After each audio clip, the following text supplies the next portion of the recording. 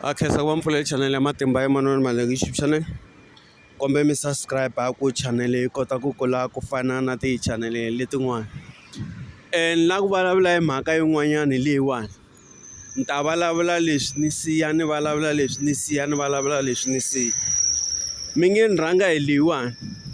Ku na liya ya ku mukon'wani loko a ya nkosini a ya lahla mamazala wa khoma bokisi na or wa tlakula casket na or wa vona mufi na or wa seletela na amangcwabeni.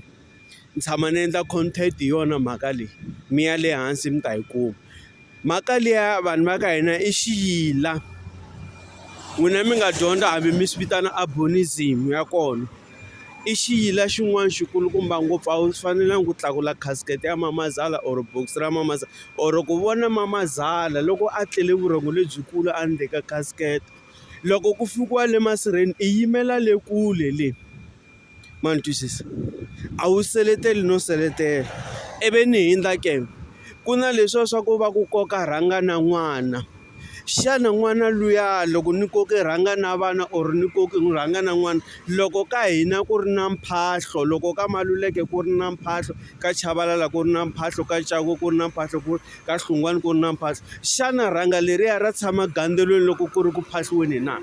layani a ni loko ya ku lovoleni i fike i ku ni ta ku kokeni rhanga na vana ivi i lovola vana lava i va lovola. Vana lavaya va ta tshama a gandelweni kambe loko ku fika malembe mo karhi va nge kondlo a ni dyi kondlo na dya a va ha pfumeleriwi ku tshama laha gandeleni leriya because vana lavaya loko mo va teka mi va kokela le kule le loko ku ri ku phahliweni kwala muti va ta vheta va swi vona ingaku ku na xin'wana xi endlekaka but loko se va kurile va fikisi malembe mo karhi mi kota ku va byela ku phela n'wina laha mhani vo lutana n'wina laha vukatini loko ku endliwa phahlo please hi kombela ku mi nga tshuneli ngopfu nyana laya mo yimela le kule laya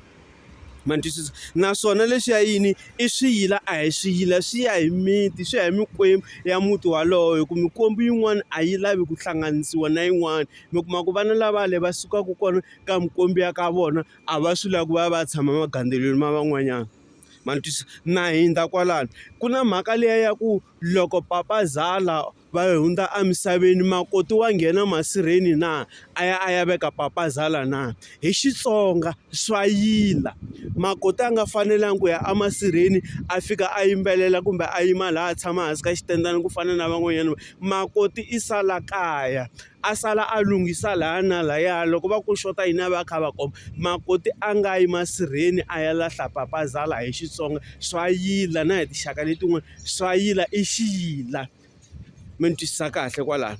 Yin'wanyana hi leyiwani ke xana mina loko ni vabya na ya evukon'wanini ni ya ni ya tshunguriwa kona na ka vusati wa mina na